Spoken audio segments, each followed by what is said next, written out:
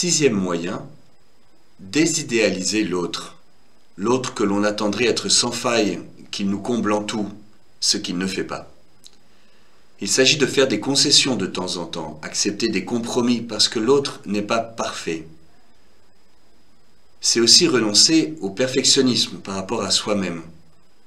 Je sortirai de la colère que je ressens envers moi-même en renonçant à l'image orgueilleuse que j'ai de moi.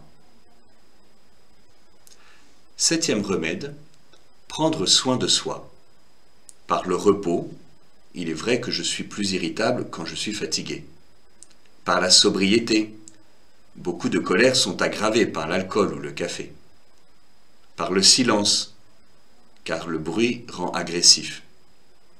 Ou par le sport, qui évacue bien des tensions. Huitième remède, entrer dans un chemin véritable de pardon.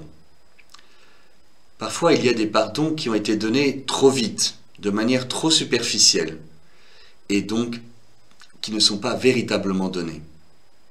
Et nous traînons en nous des vieilles rancunes dans le fond de notre cœur.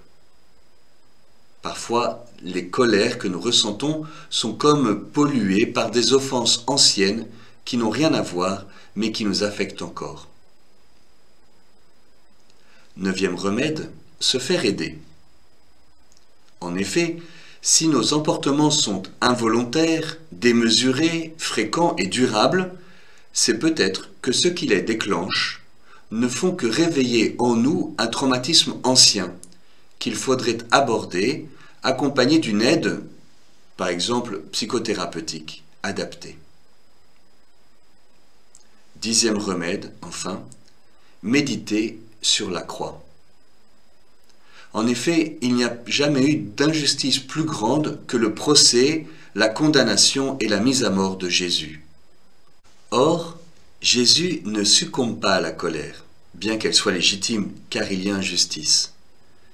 Il dit à Pierre, « Rengaine ton glaive », et sur la croix, il prie ainsi, « Père, pardonne-leur, ils ne savent pas ce qu'ils font. » Oui, par la croix, le Seigneur désarme la violence et met à nu la colère.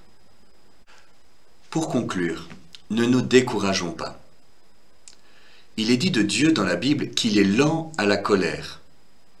C'est la traduction française d'une expression hébraïque, long de nez. Le nez, c'est le siège de la colère. Ne dit-on pas en français que la moutarde me monte au nez ? Dire que Dieu est long de nez, c'est-à-dire qu'il met longtemps avant de se mettre en colère, qu'il est patient. Il sait que nous avons besoin de temps.